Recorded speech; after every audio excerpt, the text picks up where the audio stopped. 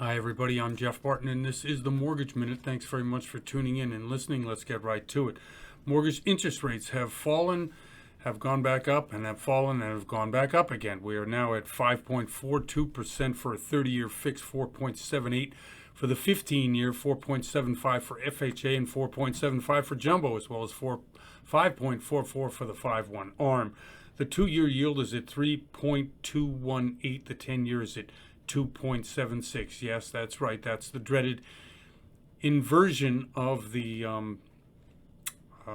bond rates, which we look at when we're looking toward long-term recessionary pressures. And yes, there are a ton of them out there, but there's also some other news that may have some people think that maybe recession isn't coming. One of them, of course, is the unemployment numbers. The unemployment numbers last month were 528,000 new employees hired.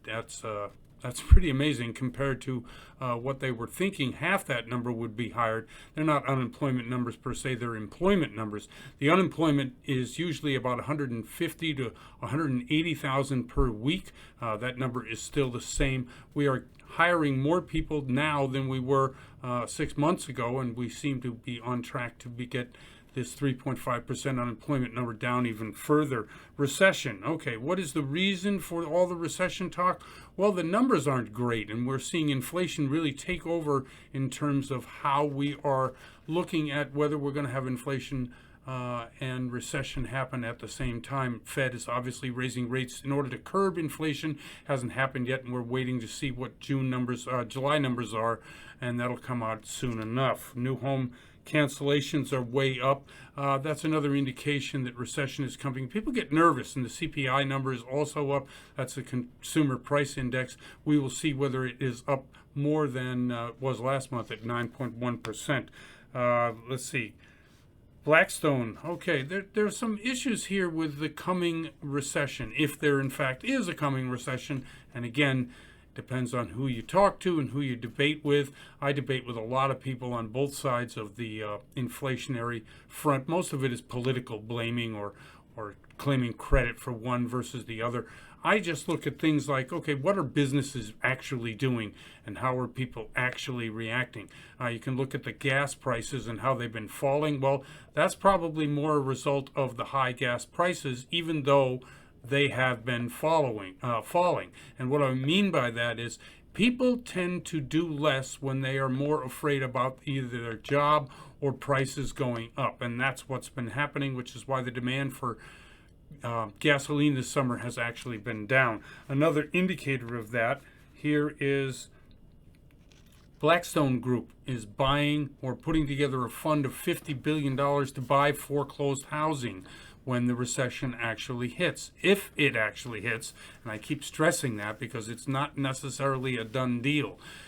$50 billion and what that will do to housing. Now, during the last recession, the last problem we had in 2008, which was horrible, there were a ton of foreclosures. But what happened at that time, which is what Blackstone's gearing up to do now, is a large segment of the homes that were foreclosed on were bought by corporations, corporate interest, and they were then held and then rented.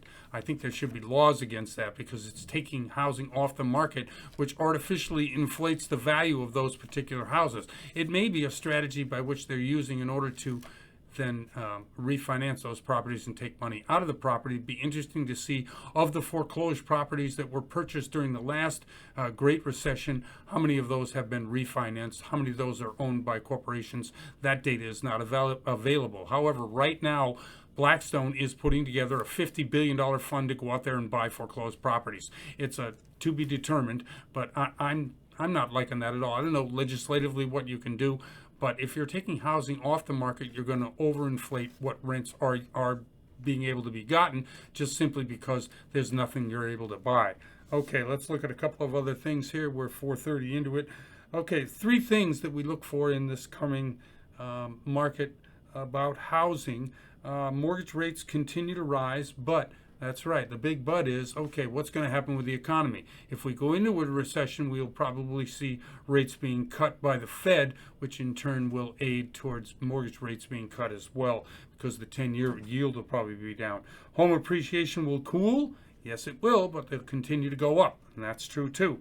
Demand is cooling. That's obvious. We're raising, as I said, the interest rates on your credit card, the interest rates on car loans, the interest rates in general overall, other than mortgage interest rates, are going up. So that's going to cool demand.